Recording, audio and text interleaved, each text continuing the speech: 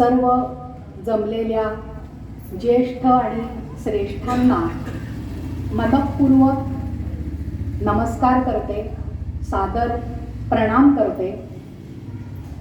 आजच्या दिवसाचं औचित्य खूप छान आहे बरं का. आज शाकंभरी पौर्णिमा आहे. हा पहिला विशेष आहे. ज्यांनी छत्रपती शिवाजी महाराजांना घडवलं त्या जिजाऊ आईंची जयंती आहे. ज्यांनी स्त्री शिक्षणाचा वसा घेऊन केवळ स्वतःलाच शिक्षित केलं नाही तर संपूर्ण स्त्री जातीच्या हातामध्ये शिक्षणाचा वसा दिला त्या सावित्रीबाईंचा सुद्धा आज जन्मदिवस आहे. महिला मुक्ती दिन म्हणून सुद्धा हा दिवस साजरा केला जातो. असं विविधांगी विशेषत्व लाभलेला आजचा दिवस आहे. आणि आजच्या या सुमंगल दिवशी समर्थांचे दासबोधातले विचार आपल्या समोर मांडण्याची संधी आपल्या मंडळाने मला दिली, म्हणून मी आपल्या मंडळाचे मनःपूर्वक आभार मानते. आणि विशेषतः सुनीताताईंना धन्यवाद देते की त्यांनी मला परत एकदा दासबोधावरचं चिंतन प्रगट करण्याची संधी दिलेली आहे. तुम्हा सर्व थोरांसमोर समर्थांच्या दासबोधातले विचार प्रगट करणं हे खरं तर अतिशय धाडसाचं आहे. पण आपल्या सर्वांच्या आशीर्वादाने आणि समर्थांच्या कृपेवरून हे धाडस मी करण्याचा प्रयत्न करते आहे. प्रयत्न करत आहे हाच शब्द अगदी उचित आहे बरं का. कारण समर्थांसारख्या उत्तुंग व्यक्तिमत्वाने जे जे ग्रथित केलेलं आहे, जे जे विचार संचित दिलेलं आहे ते आपल्या समोर मांडणं किंवा त्याचा अभ्यास करणं हे खरोखर अगदी जिकरीचं काम आहे. पण दासबोध खराच तसाच अगदी विशेष ग्रंथ आहे मंडळी. आपण सगळ्यांनी जर का दासबोध वाचला असेल, त्याचं कधी पारायण केलं असेल तर आपल्या सर्वांच्या एक गोष्ट नक्कीच लक्षात आली असेल की दासबोधाची जर का आपण बाह्य परीक्षा करायची ठरवली तर दासबोधाचे सरळ सरळ 2 विभाग पडतात. पहिला दशक ते 8वा दशक असा पूर्वार्ध सांगितला जातो आणि त्याची ओवी संख्या आहे 3866 आणि उरलेल्या 12 दशकांचा उत्तरार्ध मानला जातो आणि त्याची ओवी संख्या आहे 3885. संपूर्ण दासबोधाची ओवी संख्या भरते 7751. मुख्य विषय अध्यात्म निरूपण हाच आहे आणि पूर्वार्धाचा तर तोच मुख्य विषय आहे. पण उत्तरार्धामध्ये मात्र अध्यात्माबरोबर इतर काही विषयांची सुद्धा सांगोपांग चर्चा समर्थांनी यथार्थ पद्धतीने केलेली आहे. उदाहरण द्यायचं झालं तर अध्यात्माबरोबर समाजकारण, राजकारण, राष्ट्रभावनेला पोषक ठरतील असे काही विषय, निस्पृह लक्षणं, महंत लक्षणं, भक्ती निरूपण या सगळ्यांचा उहापोह आपल्याला त्याच्यात केलेला दिसतो. उत्तरार्धाचं हे संकीर्ण स्वरूप हाच दासबोधाचा अनन्य साधारण विशेष आहे. हा पण मंडळी तो काही दासबोधाचा गाभा नाही. परमार्थ हा दासबोधाचा गाभा आहे. समर्थांचा दासबोध म्हणजे समर्थांना आलेल्या अनुभवांचं संस्कारीकरण आहे. ती अनुभविकाची गाथा आहे. दासबोध म्हणजे समर्थांनी शिष्यांना आणि शिष्यांच्या द्वारे संपूर्ण समाजाला केलेला बोध आहे.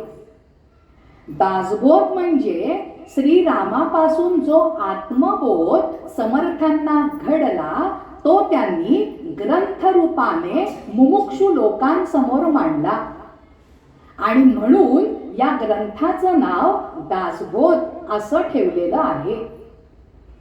ग्रंथ समाप्तीच्या वेळेला खुद्द समर्थांनीच म्हटलेलं आहे, भक्ताचेनी साभिमाने कृपा केली दाशरथीने.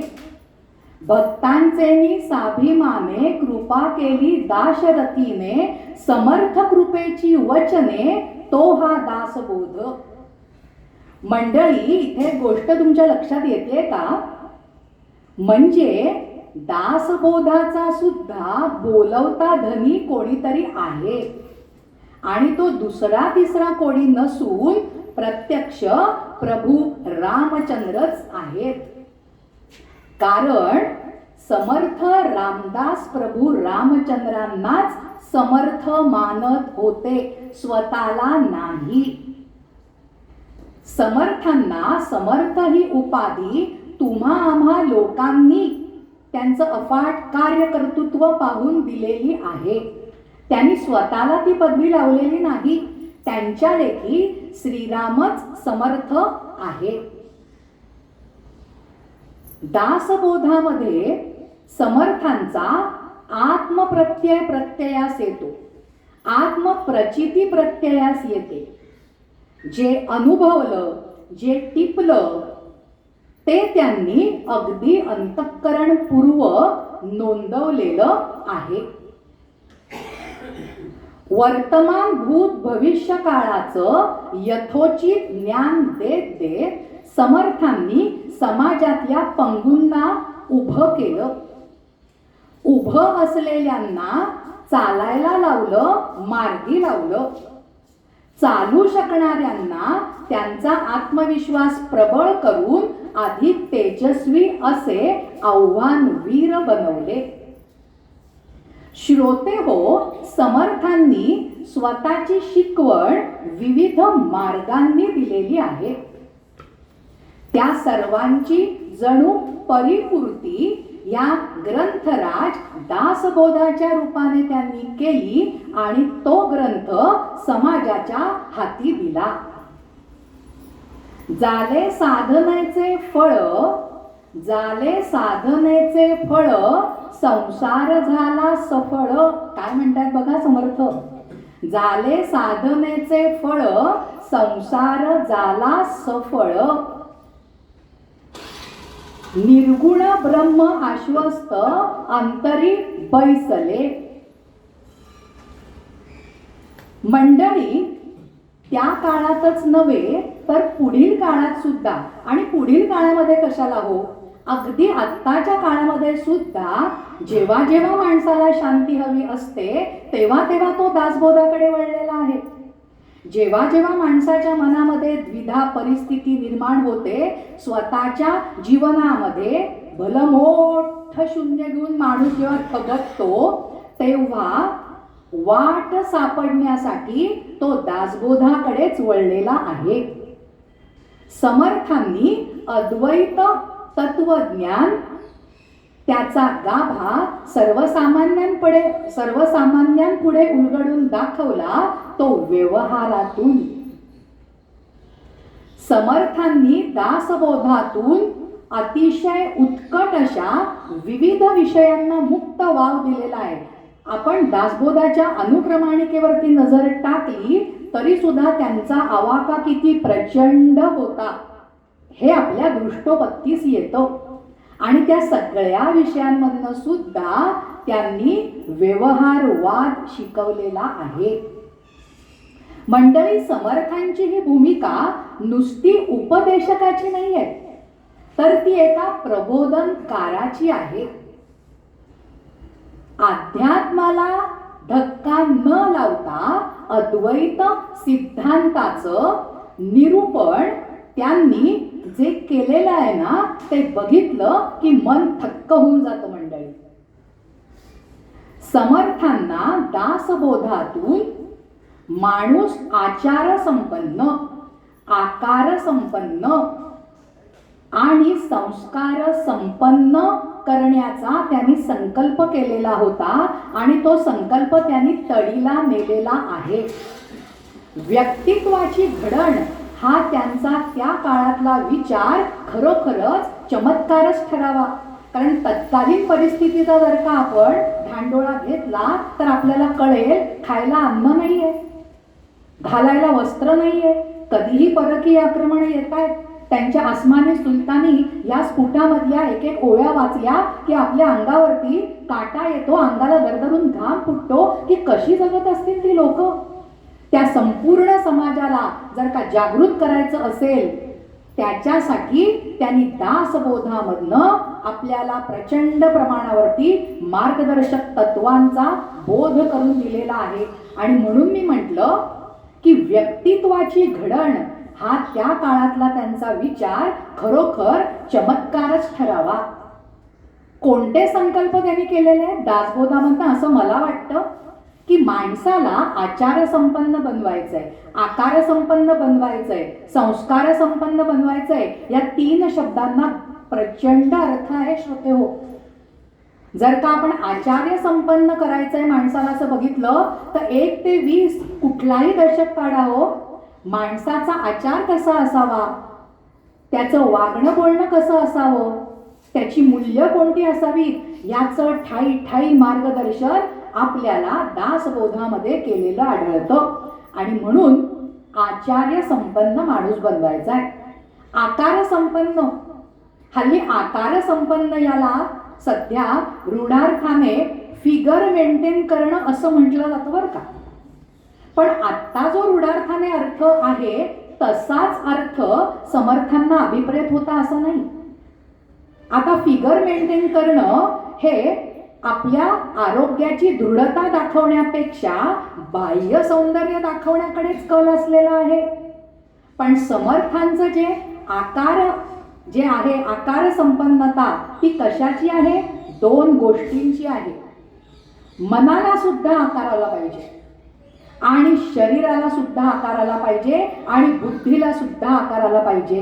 परत मी मगाचीच ओळ सांगीन, विचार सांगीन, दासबोधातला कुठलाही दशक, कुठलाही समाज काढा, आपलं मन, आपलं शरीर, आपली बुद्धी ही संपन्न होण्यासाठीची सगळी मार्गदर्शक तत्व आपल्याला दासबोधामध्ये सापडतात.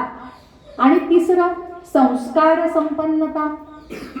माणसाने कसं वागावं, कसं बोलावं, पुढे मी येणारच आहे एकेका दशकाचा परामर्श देईन तेव्हा. मूर्ख कोणाला म्हणावं, उत्तम पुरुष कोणाला, सगळं त्याच्यातच आहे हो.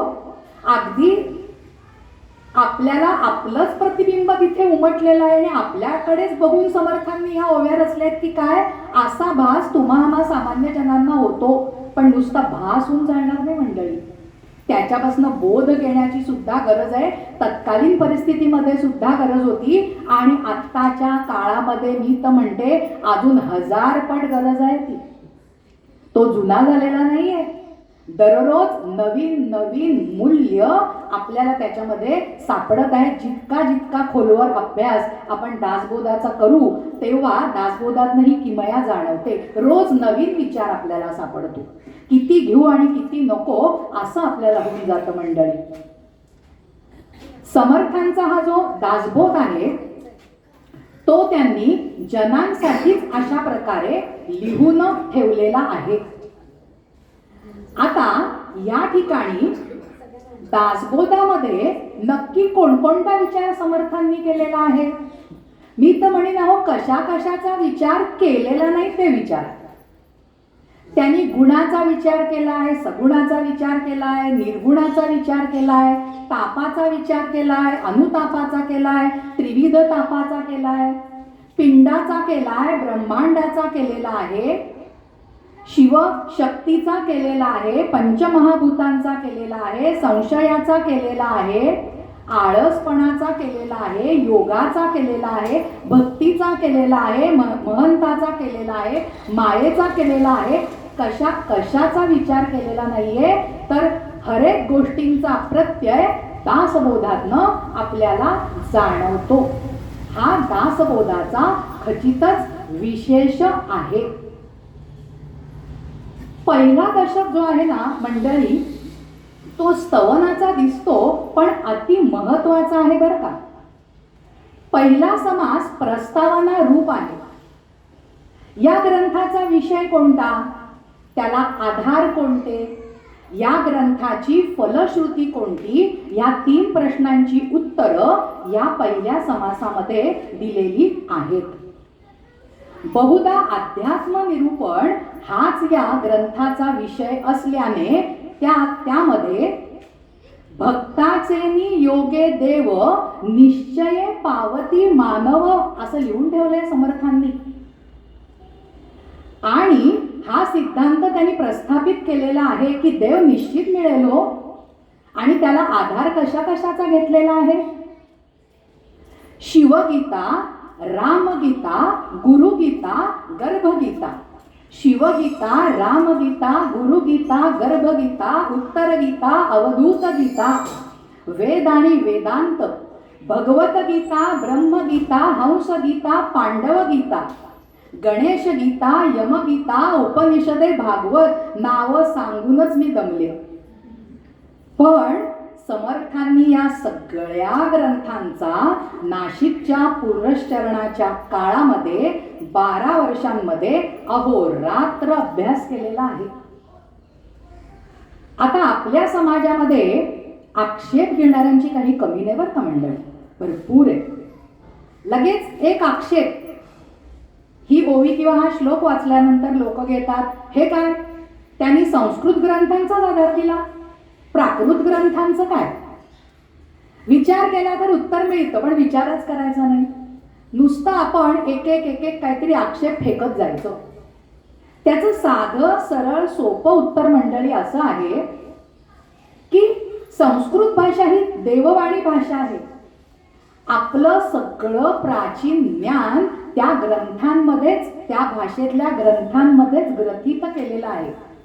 रामदासांच्या काळामध्ये प्राकृतमधनं रचना व्हायला लागलेली आहे, निश्चितच लागलेली आहे. पण त्यांनी प्राकृत जर का ग्रंथांचा आधार दिला असता तर त्या प्राकृत ग्रंथाचा आधार काय, हा प्रश्न आलाच असता. आणि म्हणून त्यांनी संस्कृत ग्रंथांचेच दाखले दिलेले आहेत.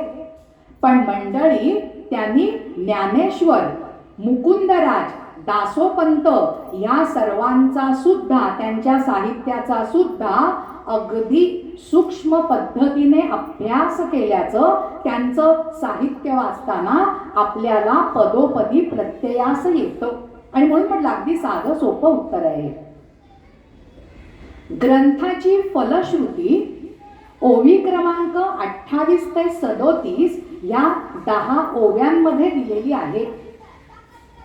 ग्रंथाचा मुख्य विषय जसा अध्यात्म निरूपण आहे ना श्रोते हो, तसं फलश्रुतीतील महत्वाची फलश्रुती म्हणजे मनास होय विश्रांती समाधान. खूप महत्व आहे. मनास होय विश्रांती समाधान. ही फलश्रुती जर का आपल्या पदरात पडली नाही तर खुशाल असं समजावं की दासबोध ग्रंथ जसा वाचायला हवा तसा आपण मुळीच वाचलेला नाहीये. आपण तो वाचलाय असं आपल्याला वाटलं तरी तो समजला आहे असं नाहीये, तो समजला आहे असं वाटलं तरी तो उमगला आहे असं नाहीये मंडळी. नोकरी लागेल, लग्न होईल, मुलं बाळ होतील, पैसा मिळेल, या कोटीतील ही फलश्रुती नाही. ही फलश्रुती म्हणजे आशीर्वाद नाही. हा प्रत्ययाचा ग्रंथ आहे आणि त्याचा प्रत्ययच यायला पाहिजे. बघा तुम्हाला याच्यावरनं लक्षात येईल की किती मोठा बोध आपण दासबोधावरनं घेऊ शकतो. समास क्रमांक 2 ते 10 मध्ये त्यांनी क्रमशः गणेश शारदा सद्गुरु, गणेश शारदा सद्गुरु, सज्जन श्रोते कवेश्वरू सभा परमार्थ नरदेह थोरू स्तवन त्यांचे, या नवांचं स्तवन केलेलं आहे. गणेशापासनं सभापर्यंत आपल्याला माहिती आहे की त्याने प्रत्येकाची स्तुती केलेली आहे, प्रत्येकाचं महात्म्य वर्णन केलेलं आहे. पण इथे सगळ्याचा जर का आपण सांगोपांग विचार केला तर या मर्यादित कालावधीमध्ये मला जे मुद्दे प्रामुख्याने आपल्यासमोर मांडायचे ते पूर्ण होणार नाहीत. म्हणून इथे मला एक 9व्या समासाबद्दल बोलायचं. परमार्थ स्तवनाचा समास आहे तो 9वा समास परमार्थ स्तवनाचा आहे. ते परमार्थ स्तवन म्हणजे ना मंडळी पुढच्या साऱ्या तत्वज्ञानाचा आणि अध्यात्माचा पायाच आहे असं मला वाटतं. परमार्थ स्तवन त्याच्या ओव्या वाचल्या की खरोखर आपल्या डोळ्यामध्ये अंजन घातल्यासारखं वाटतं आणि वाटतं की आपण काय करतो आहोत, काय करायला पाहिजे. हा 9वा समास जर का फक्त आपल्याला समजला ना मंडळी तरी आपल्या जीवनाचं सार्थक होईल. हा 9वा एक समास जर का आपल्याला समजला तर संपूर्ण दासबोधच काय सकल वेदांत ग्रंथाचं सार आपल्याला समजलं असं होईल. कदाचित अतिशयोक्ती वाटेल पण सांगते. हा 9वा समास जर का आपण आपल्या अंतःकरणामध्ये धारण केला तर येथेच दासबोध ग्रंथ बाजूला ठेवला तरी चालेल.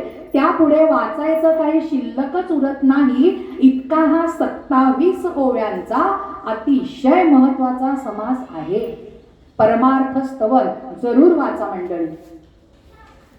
आता स्तव हा परमार्थ, आता स्तव हा परमार्थ जो साधकांचा निजस्वार्थ, काय म्हणतायत समर्थ, आता स्तव हा परमार्थ जो साधकांचा निजस्वार्थ ना तरी समर्थामध्ये समर्थ योग हा. मागा योगीये समर्थ त्यांचाही निजस्वार्थ, मागा योगीये समर्थ त्यांचाही निजस्वार्थ. या बोलीचे परमार्थ परमगुह्य म्हणोनी. असा हा साधकांचा आणि महान योग्यांचा निजस्वार्थ साधून देणारा परमार्थ जो जो करील त्याचा त्याचा स्वार्थ साधला जाईल. ऐसा हा परमार्थ जो करी तयाचा निजस्वार्थ. आता या समर्थास समर्थ किती म्हणोनी म्हणावे.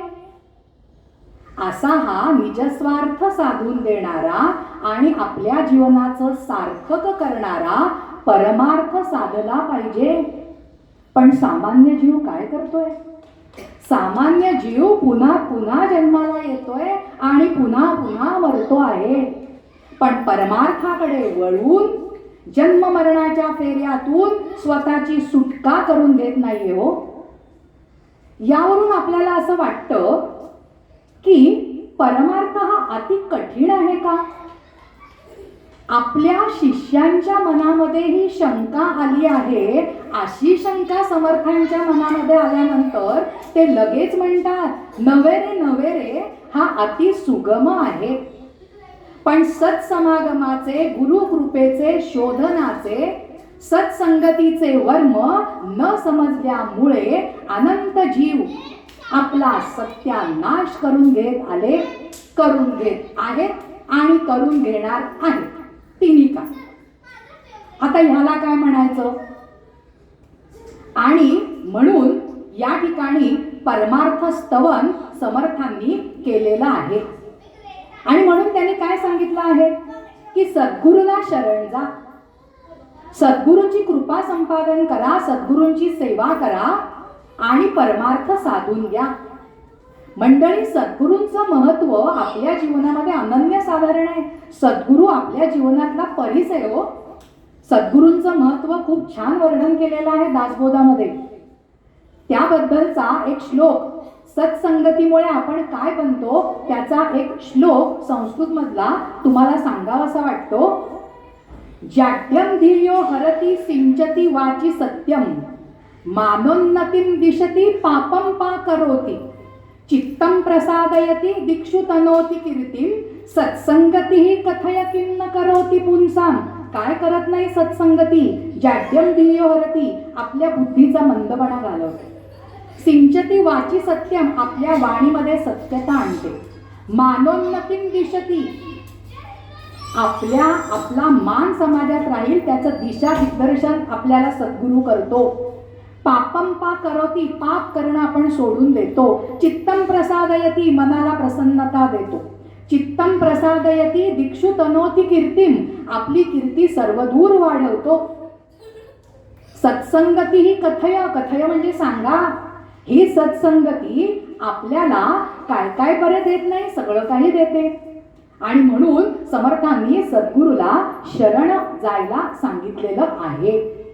असा हा जो परमार्थ स्तवनाचा आहे, त्याची अपूर्वता, त्याची योग्यता किती वर्णन करून सांगावी मंडळी. अपूर्वता या परमार्थाची, अपूर्वता या परमार्थाची, नाही वार्ता जन्ममृत्याची, नाही वार्ता जन्ममृत्याची, आणि पदवी सायोज्यतेची, सन्निधची लाभे सायोज्य मुक्ती, जी आपण अतिशय महान मुक्ती मानतो, त्याचा सुद्धा उहापोह दासबोधामध्ये केलेला आहे मंडळी. परमार्थी तो राज्यधारी, परमार्थ नाही तो भिकारी, किती अचूक वर्णन केलंय. या परमार्थाची सरी कोणास द्यावी, जेणे परमार्थ ओळखला तेणे जन्म सार्थक केला, जेणे परमार्थ ओळखला तेणे जन्म सार्थक केला. परंतु असा एक पापी आहे की ज्याला परमार्थ साधता येत नाही, तो कुलक्षयासाठी कारणीभूत ठरतो, असं समर्थांनी अगदी निक्षून सांगितलेलं आहे. असा हा परमार्थ स्तवन. आणि हे परमार्थ स्तवन आहे वगैरे वगैरे सगळं ठीक आहे, पण ते करण्याचं साधन काय. 10व्या समासामध्ये नरदेहाचं त्यांनी स्तवन केलेलं आहे की परमार्थ साधण्यासाठीच आपल्याला नरदेह मिळाला आहे हो. आणि या नरदेहामध्ये राहून आपण परमार्थ साधला पाहिजे असं आग्रहाने समर्थांनी सांगितलेलं आहे. आणि त्याच्यासाठी तुम्हा आम्हाला साधेल असा सोपा मार्ग सांगितलाय, नामस्मरणाचा मार्ग सांगितलेला आहे की ज्याच्या योगे आपण परमार्थ साधून घेऊ शकतो. म्हणजे या पहिल्या दशकामध्ये काय सांगायचं बाकी ठेवलंय स्तवनाचं मिश करून रामदासांनी, काहीच नाही हो. मला तर असं वाटतं हा पहिला दशक म्हणजे पाया आहे आणि उरलेले 19 दशक म्हणजे त्याच्यावरचे मजले आहेत.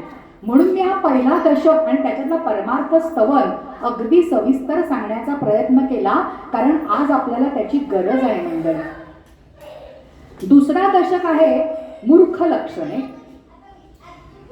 माझा वैयक्तिक अनुभव सांगते, जेव्हा मी पहिल्यांदा दासबोध वाचायला सुरुवात केली, मूर्ख लक्षणांच्या ओव्या वाचत गेले, तो एक मूर्ख, तो एक मूर्ख असं वाचता वाचता माझ्या मनामध्ये तो हे सर्वनाम गेलं. मी एक मूर्ख, मी एक मूर्ख असं व्हायला लागलं. कारण अक्षरशः त्या सगळ्या ओवीचा प्रत्यंतर आपल्याला आपल्या जीवनाशी ताडून पाहता येतो आणि आपली मती अक्षरशः गुंग व्हायला लागते. अरेच्या किती पाहिलंय समाजांनी, रामदासांनी समाजमन किती न्याहाळलंय, किती पाहिलंय. आणि मग मूर्खाची लक्षणं सांगून झाली की थोडासा त्याच्यावरचा उतारा पण देतात समर्थ लगेच. उत्तम लक्षणं, उत्तम पुरुष लक्षणं ती वाचायला लागलं की आपल्याला जोर येतो, वा वा, आता समर्थांनी सांगितलंय ना ती सगळी तत्व आता आपण अनुकरण करायला लागूया, आपल्याला थोडासा धीर येतो. या दुसऱ्या शतकामधला विरक्त लक्षणाचा जो समास आहे ना मंडळी, तो समास म्हणजे समर्थ रामदासांचे आत्मचरित्रच आहे असं वाटतं. मुळातनच आपण सर्वांनी तो समास वाचण्याची गरज आहे आणि अधिकार परत्वे त्याच्यामधनं बोध घेण्याची गरज आहे. तिसरा दशक आहे तो स्वगुण परीक्षेचा. तो पण एकदम, मी तर आपल्या भाषेत म्हणते भारी आहे. का बरं भारी आहे? कारण पहिल्या 5 समासामध्ये त्यांनी आपल्या संसाराचं चित्र रेखाटलेलं आहे. संसाराची असारता अगदी निखालस शब्द वापरून, प्रत्येकाने शब्द वापरून पटवून दिलेली आहे. आणि 9व्या समासामध्ये मृत्यू निरूपण करून जीवनाची क्षणभंगुरता पटवलेली आहे. जन्माला प्रत्येक प्राणी मृत्यू पावतोच, पण तुम्हाला हे कळतंय कुठे? समर्थ म्हणतात प्रत्येकाचं तिकीट निघालेलं आहे, प्रत्येक जण प्रवासाला लागलाय. कोणाचा प्रवास नुकताच चालू झालाय, कोणाचा प्रवास अर्धा झालाय, कोणाचा प्रवास संपत आलाय.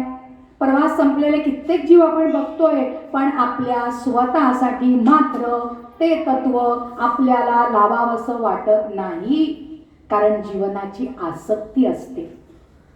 पण मृत्यू निरूपणामधनं जीवनाची क्षणभंगुरता अगदी छानपणे पटवून दिलेली आहे. आणि 10वा जो समास आहे ना मंडळी, तो वैराग्य निरूपणाचा आहे. तुम्हा सगळ्यांना शंकर, आपलं जे समर्थ भक्त आहेत शंकरदेव, यांचं नाव कदाचित तुम्ही ऐकलं असेल. धुळ्याला समर्थ वाग्देवता मंदिर त्यांनी स्थापन केलं. मी भेट दिली आहे, आपण दिली नसेल तर जरूर द्या. खूप सगळं जुनं साहित्य, त्या हस्तलिखित पोथ्या, हजारो पोथ्या तिथे आहेत. इतकंच नाही मंडळी, समर्थांनी जे रामायणामधले सुंदरकांड वगैरे लिहिलेले आहेत ना, ते त्यांच्या हस्ताक्षरामध्ये त्याच्या प्रती आहेत. मनाचे श्लोक कल्याण स्वामींच्या हस्ताक्षरामधले मूळ प्रतीतले आपल्याला मिळतात. आणि अजून बराच चांगला चांगला ऐवज आहे. ते शंकरदेव समर्थ भक्त होते. त्यांनी या वैराग्य निरूपणाच्या समासाबद्दल म्हटलंय की हा एक समास सतत वाचण्यासाठी मला पुन्हा पुन्हा जन्माला यावंसं वाटतं. पण पुढे तेच म्हणतात की हा एक समास जर का आपण जाणून घेतला तर आपली जन्ममरणाच्या चक्रातनं सुटकाच होणार आहे. म्हणजे इतका हा महत्वाचा वैराग्य निरूपणाचा समास आहे. मी फक्त स्पर्श करत पुढे जाते मंडळी. 4थ्या दशकाबद्दल मला बोलायचं आहे. 4था दशक नवविधा भक्तीचा आहे. संपूर्ण विवेचन नवविधा भक्तीचं केलेलं आहे. समर्थांनी नवविधा भक्तीचं जे विवेचन केलेलं आहे ते अत्यंत नीटस, क्रमबद्ध आणि सुस्पष्ट पद्धतीने केलेलं आहे. समर्थांनी नवविधा भक्तीतल्या प्रत्येक अंगाचं जे विवेचन केलेलं आहे ते इतर कोणत्याही संतांनी केलेलं नाही. कारण समर्थांचं हे विवेचन काहीसं वेगळं आहे. काहीसं वेगळं म्हणजे काय हो मंडळी? काहीसं वेगळं म्हणजे असं की त्याच्यामधनं त्यांनी व्यवहार आणि परमार्थ यांचा समन्वय घडवून आणलेला आहे. प्रत्येक भक्तीची अगदी सोपी व्याख्या त्यांनी दिलेली आहे.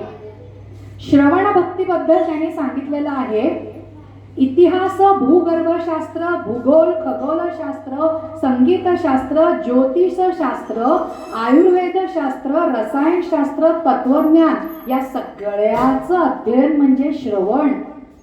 तत्कालीन परिस्थितीतल्या सगळ्या विषयांचा निर्देश त्यांनी श्रवण भक्तीमध्ये केलेला आहे. म्हणजे त्यांना अतिशय व्यासंगी मनुष्य घडवायचा आहे. त्याच्यानंतर दुसरी भक्ती सांगितली आहे कीर्तन भक्ती. कीर्तन म्हणजे एखाद्या विषयाचा व्यासंग करून त्या विषयाचं अध्यापन करणं म्हणजे कीर्तन. आणि कीर्तन करताना त्यांनी एक विशेष सूचना दिली जी मला खूप आवडते. सगुणाचं रक्षण करून निर्गुण आरती त्यांनी बोलायला सांगितलंय. बघा, कळतंय का? सगुणाचं रक्षण करून निर्गुणावरती त्यांनी बोलायला सांगितलंय. सगुण म्हणजे सर्व जग. निर्गुण परब्रह्माचं निरूपण करताना जग मिथ्या आहे, त्याच्यापासून संसार घ्या, संन्यास घ्या, असं त्यांनी सांगायला सांगितलेलं नाही. आणि हा त्यांच्या त्या कीर्तन या भक्तीमधला विशेष आहे.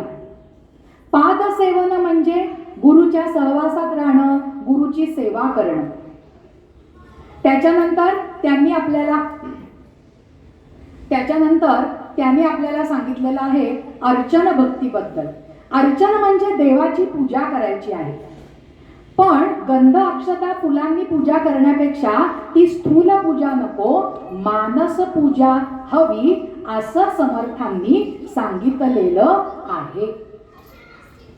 त्याच्यानंतर वंदन भक्तीमध्ये त्यांनी सांगितलेलं आहे फक्त देवतेला नमस्कार नाही, सगळ्यांना नमस्कार करा, कारण नमस्कार सगळ्यांना जोडून ठेवतो.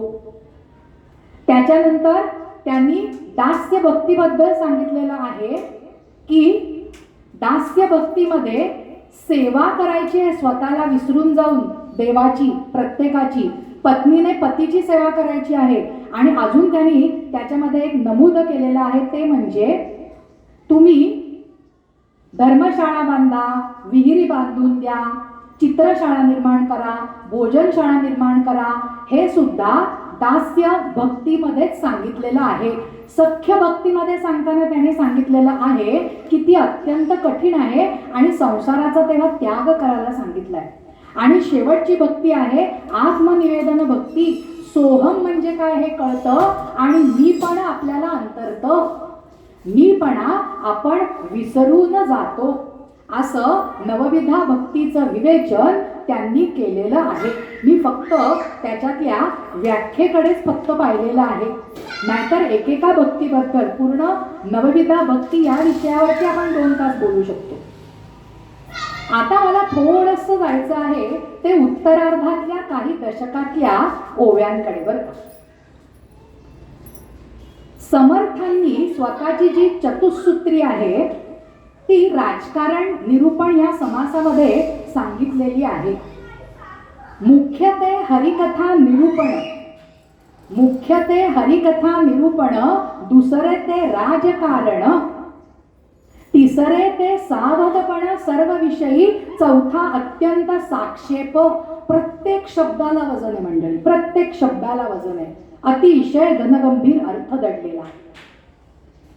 हरिकथा निरूपण, समाजात प्रचंड व्याप करणाऱ्या समर्थांनी सर्वांच्या बाबतीत हरिकथेस मुख्य स्थान दिलेलं आहे. कारण तत्कालीन समाजाने जरी त्यांना लौकिकामध्ये लोटलेलं असलं तरी मूलतः त्यांचा पिंड हा योग्याचाच आहे. आणि शेवटी आत्मज्ञान प्राप्त करून त्याच्यातच जीवनाची सफलता आहे असं ते मानायचे. आणि शिवाय ऐहिकात समाजाकडून त्यांना जो प्रचंड व्याप करून घ्यायचा होता त्याला धर्माची म्हणजेच नीती तत्वांची बैठक असली पाहिजे अशी त्यांची पक्की धारणा होती. म्हणून मुख्य हरिकथा निरूपण. यातील हरिकथा या शब्दाचा अर्थ आहे समोर असलेल्या साकार परमेश्वराचे गुणगान करणे. आणि निरूपण म्हणजे अद्वैताची चर्चा. समर्थांच्या हरिकथा निरूपणाने सामर्थ्य आहे चळवळीचे, जो जो करील तयाचे, परंतु येथे भगवंताचे अधिष्ठान पाहिजे, असं आपल्याला हरिकथा निरूपणामधनं त्यांनी प्रतिबिंबित करून दिलेलं आहे. व्यक्ती आणि समाज यांच्या जीवनाचे स्वतंत्रपणे अलग अलग कप्पे करता येत नाहीत असं समर्थांचं मत होतं. व्यक्ती जीवन आणि समाज जीवन परमोच्च बिंदूकडे न्यायचं असेल तर दोघंही परस्पर पूरक होऊन एकमेकांसाठी समदृष्टी ठेवणारी हवीत. दोघांचं जे जीवन आहे ते परस्परावलंबी असलं पाहिजे. आज त्याची आवश्यकता आपल्याला जाणवते मंडळी. मुख्य ते हरिकथा निरूपण या समर्थांच्या आद्य तत्वाचा जर का आज आपण सगळ्यांनी अवलंब केला ना तर व्यक्तीच्या जीवनाचा पोत सुधारेल आणि सामाजिक जीवन शुद्ध होईल. आणि म्हणून त्यांनी हरिकथा निरूपणाला महत्व दिलेलं आहे. दुसरं राजकारण. आज रूढार्थाने राजकारण या शब्दाचा जो बरबटलेला, असंच म्हणते मी, बरबटलेला अर्थ जो आपल्या समोर येतो तसं राजकारण समर्थांच्या वेळेला नव्हतं. समर्थांनी ते मुळीच केलेलं नाही. त्यांना ते अजिबात अभिप्रेत सुद्धा नाही. त्यांनी राजकारणाचा उहापोह का केला, उठाठेव का केली? कारण आपण पारतंत्र्यात होतो. स्वधर्माची स्थापना करायची असेल तर स्वराज्य पाहिजे. कुठून येणार स्वराज्य? त्याच्यासाठी राजकारण करणं गरजेचं आहे. आणि म्हणून त्यांनी राजकारणाची उठाठेव केलेली आहे. प्रत्येक समाजातल्या वर्गाला त्यांनी त्यांच्यानुसार राजकारण शिकवलेलं आहे. राजाला राजाबद्दलचं राजकारण कसं करायचं ते सांगितलंय. क्षत्रियाला क्षत्रियाचं, सेवकाला सेवकाचं, सामान्य जनांना सामान्य जनांचं, महंताला महंताचं. त्याच्यामुळे या विषयाबद्दल खरं तर खूप काही बोलता येईल, पण मी हे एवढं मोजकच सांगितलं. आत्ता जो अर्थ अभिप्रेत आहे तसा अर्थ नव्हता मंडळी. त्यांना हा राजकारणाचा व्याप स्वराज्य निर्माण करण्यासाठी करावा लागला. आपल्या रयतेला, आपल्या सामान्य जनांना आपल्याच धर्मामध्ये विहित कर्म करता यावी म्हणून तो पसारा त्यांनी मांडलेला आहे. तिसरा आहे सावधपण. आपले जीवन सर्वार्थाने सफळ करण्यासाठी सावधपण आणि साक्षेप सदैव आवश्यक असतात. तत्कालीन परिस्थितीमध्ये तर हरिकथा निरूपणासाठी सुद्धा सावधपणाची गरज होती मंडळी. त्यामुळेच समर्थांनी व्यक्तीचा प्रपंच आणि परमार्थ, राज्याचा प्रपंच चालवण्यासाठी करावे लागणारे राजकारण, लोकहिताचं काम करताना महंतांनी करावयाचं कार्य, या सगळ्या बाबतीत सावधपण सांगितलेलं आहे. सकृत दर्शनी वाटणाऱ्या साध्या गोष्टीमध्ये वाटतात, पण वास्तवात त्या महत्वपूर्ण असतात. उदाहरणार्थ, पडली वस्तू घेऊ नये, वाट पुसल्याविना जाऊ नये, मदोन्मत्त होऊ नये, उन्मत्त द्रव्य सेवू नये, परमार्थ सांडू नये, सत्य सांडू नये, असत्याच्या पंथे जाऊ. इतक्या छोट्या छोट्या गोष्टींमधनं सावधपण त्याने सांगितलंय. ते जर का आपण अंगीकारलं ना मंडळी, तर बरंच हित आपलं समाजाचं आणि राष्ट्राचं होऊ शकतं. त्याच्यामुळे त्यांनी सांगितलेला जो सावधपण हा मुद्दा आहे, तो अगदी सावधपणे आपण वाचण्याची आणि अंगीकारण्याची आज गरज आहे मंडळी. आधी प्रपंच करावा नाही तर काही ओवी तर त्यांची सगळ्यांना माहितीच आहे, पण त्याचा गर्भितार्थ माहितीच असतो असं नाही मंडळी. आधी प्रपंच करावा नेटका या समर्थांच्या पंक्तीमधला, ओवीमधला प्रपंच म्हणजे चरितार्थाचं किंवा योगक्षेमाचं साधन. नीट ऐका, प्रपंच म्हणजे चरितार्थाचं किंवा योगक्षेमाचं साधन. त्या अर्थाने समर्थ म्हणतात, प्रपंच सांडूनी परमार्थ केला तरी अन्न मिळेना खायाला, मग या करंट्याला परमार्थ कैचा. परमार्थ म्हणजे योगक्षेमाचं साधन सोडून दिलं परमार्थ करायचं म्हणून. अहो, पोट जर का म्हणजे आपण उपाशी असू तर कितीही मोठी मोठी मोठी तत्व मना मेंदूमध्ये शिरणारच नाही. आधी पोटोबा, मग विठोबा आणि मग विचारोबा, असं ते गणित आहे जे समर्थांनी सांगितलेलं आहे. आणि आपण जो रूढार्थाने अर्थ घेतो ना, प्रपंच म्हणजे संसार, या संसार या अर्थाने जरी बघितलं ना तरी सुद्धा समर्थांनी प्रपंच सावधानतेने करायला सांगितलाय. आणि तो सावधानतेने करत असताना आत्महित कसं साधावं याचं सुद्धा धडे दिलेले आहेत. संसार सावधपणे करणं म्हणजे काय? सोपं. संसार सावधपणे करणं म्हणजे अनासक्त वृत्तीने करणं. आणि म्हणूनच त्यांनी सांगितलेलं आहे की प्रपंच आणि परमार्थ म्हणजे आता मी जे दोन अर्थ सांगितलेले प्रपंचाचे, प्रपंच म्हणजे योगक्षेम आणि प्रपंच म्हणजे संसार, या दोन्ही अर्थाने जो प्रपंच यशस्वी करेल तोच परमार्थ यशस्वी करू शकणार आहे. कारण या दोघांमध्ये जी नीतिमूल्य आपल्याला बाळगावी लागतात प्रपंच चालवताना, ती आपल्याला परमार्थामध्ये सुद्धा उपयोगी पडतात. आणि म्हणून त्यांनी सांगितलेलं आहे, सावधपण आपल्या जवळ पाहिजे. सावधानतेनंच हे संपूर्ण आपल्याला सहज साध्य होणार आहे. नंतर साक्षेप मंडळी. साक्षेप म्हणजे काय? कुठलीही गोष्ट अत्यंत दक्षतेने, नीटनेटकेपणाने, लक्षपूर्वक, अखंड उद्योगीपणाने आणि प्रयत्नशीलतेने करणं म्हणजे साक्षेप. साक्षेप या एका शब्दामध्ये इतका सारा अर्थ अभिप्रेत आहे मंडळी. समर्थ हे प्रयत्नवादाचे भोगते आहेत. आळसाचा त्यांना प्रचंड तिटकारा आहे. ते म्हणतात आळस हे महापाप आहे आणि प्रयत्न हे पुण्य आहे. आणि म्हणून त्यांनी साक्षेप करायला सांगितलेलं आहे. आपल्याला काय वाटतं, नशिबामध्ये असेल किंवा कोणीतरी आपल्यासाठी आपलं भलभाव म्हणून काहीतरी केलं तर आपण ऐश्वर्यवान होऊ. समर्थ दासबोधामध्ये सूचना देतात लगेच, जो दुसऱ्यावरी विसंबला त्याचा कार्यभाग नासला. जो आपणची कष्ट तर गेला तोची भला. किती सांगितलंय बघा हो. छोट्या छोट्या ओवींमधनं आपल्या डोळ्यामध्ये अंजन घालण्याचं काम या दासबोधाने अतिशय अचूक पद्धतीने केलेलं आहे.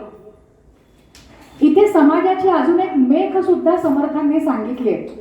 तो मुद्दा वाचल्यानंतर मला हसू आलं आणि तंतोतंत पटलं आणि वाटलं की किती न्याहाळलंय समर्थांनी व्यक्तीला, समाजाला. बघा, प्रत्येक शिकवण ही दुसऱ्याला सांगण्यासाठी असते असं आपल्याला वाटतं.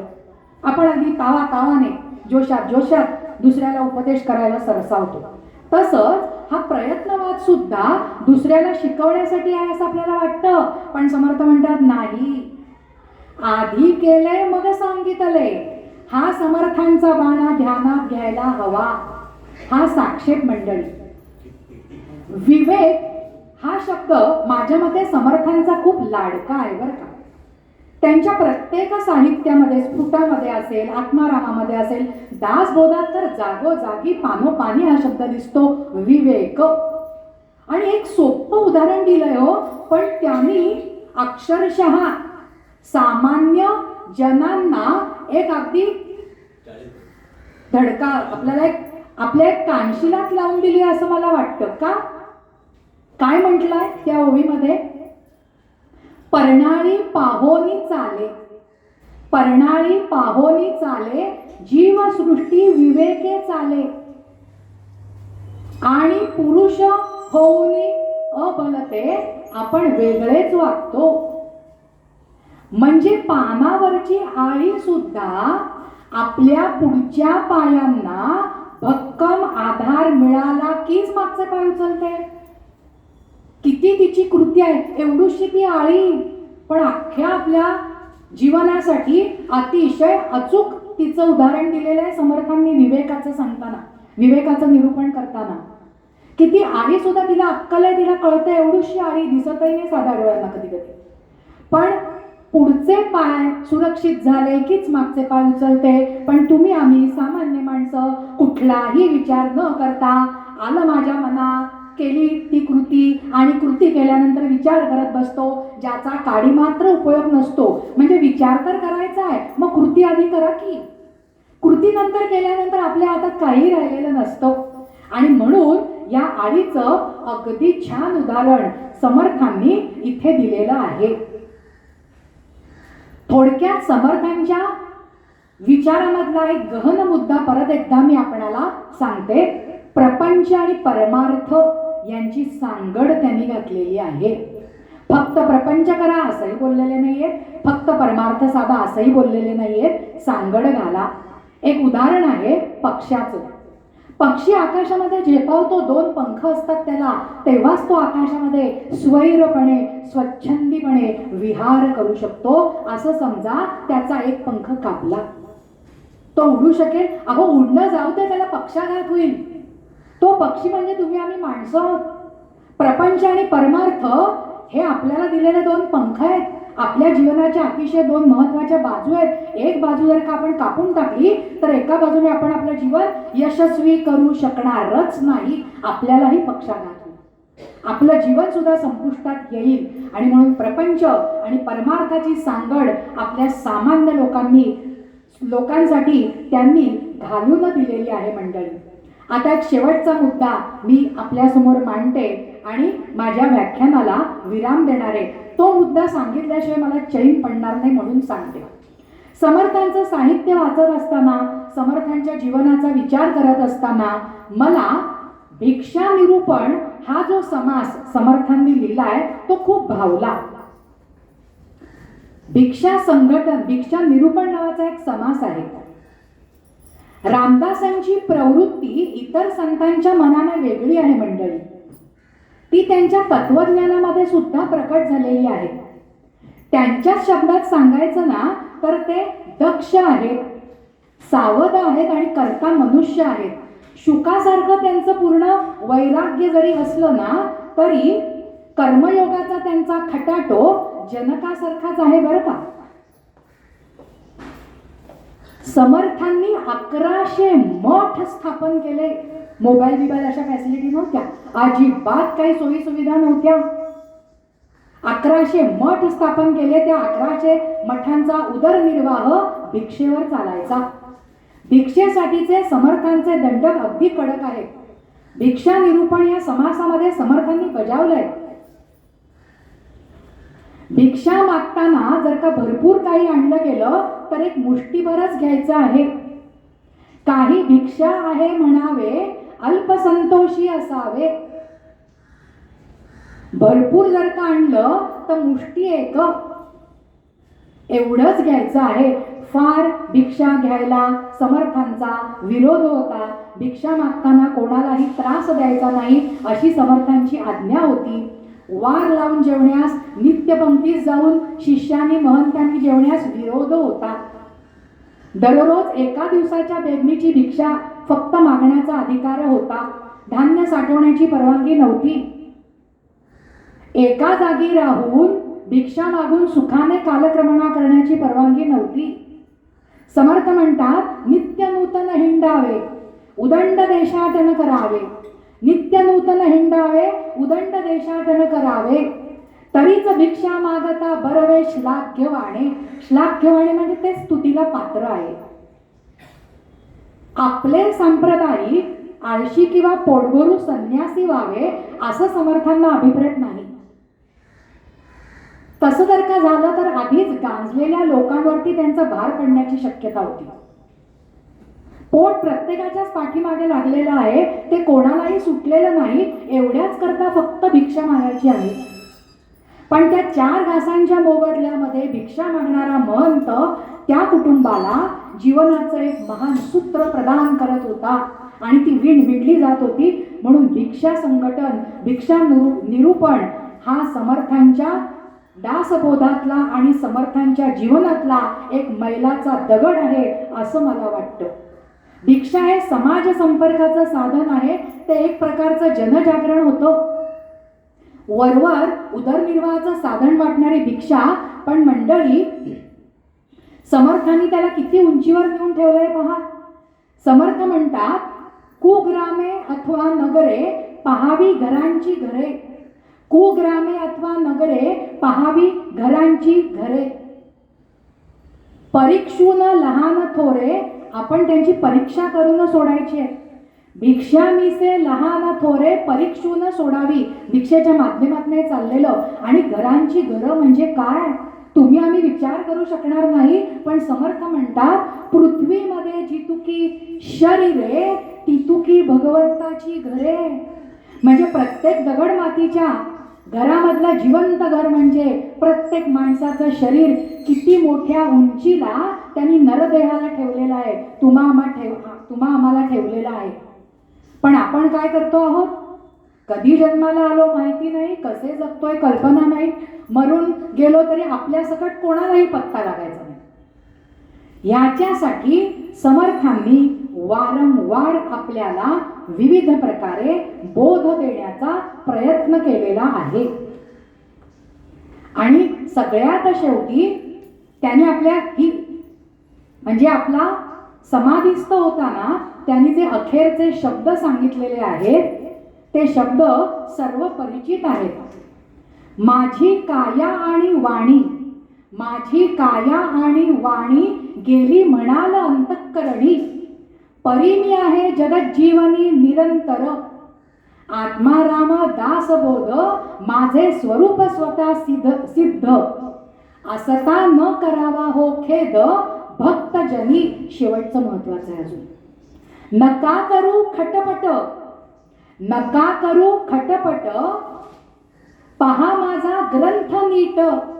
जेणे सायोज्यतेची वाट गवसेल की. सायोज्य मुक्तीपर्यंत आपल्याला त्यांनी नेऊन ठेवलेला आहे.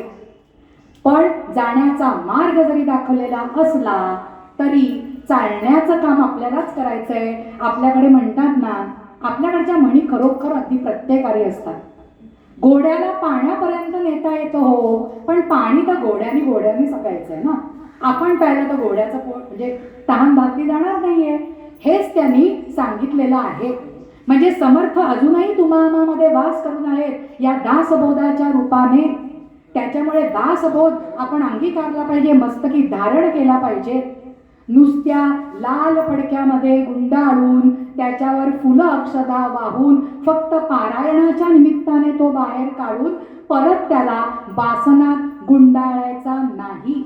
आणि अनेक जणांचा गोड गैरसमज आहे, निवृत्त झाल्यानंतर दासबोधाकडे वळू, मग त्याचं अंगीकरण कधी पुढच्या जन्मी. आणि आपण तर इतके काही महान नाही होत, हाच कसा बसा मनुष्य जन्म मिळाला, 83 लक्ष योनी फिरल्यानंतर कधी काही परत मिळेल हो. म्हणून याच जन्मामध्ये आपल्याला जन्माचं सार्थक करायचं असेल तर खरोखर अगदी तरुणाईपासनं आपण या दासबोधाची कास धरायला पाहिजे. आता तुम्ही म्हणाल आम्ही ज्येष्ठ आहोत, पण आपण आपल्या तरुणाईला हे सांगण्याचा प्रयत्न केला म्हणजेच आपण या दासबोधाचे अल्पस्वल्प उतराई होण्याचा प्रयत्न केला असं आपल्याला म्हणता येईल मंडळी. कारण तुम्ही आम्ही सामान्य जन आहोत, पण आपल्याकडे दासबोध आहे म्हणजे आपल्याकडे समर्थ आहेत, आपल्यामध्ये ते वावरत आहेत, हे आपण ध्यानी घेतलं पाहिजे. आणि शेवटी समर्थांना वंदन करताना म्हणते, शुका सारिखे पूर्ण वैराग्य ज्याचे, वसिष्ठा परिज्ञान योगेश्वराचे, कवी वाल्मिका सारिखा मान्य ऐसा, नमस्कार माझा सद्गुरु रामदासा. जय जय रघुवीर समर्थ श्री.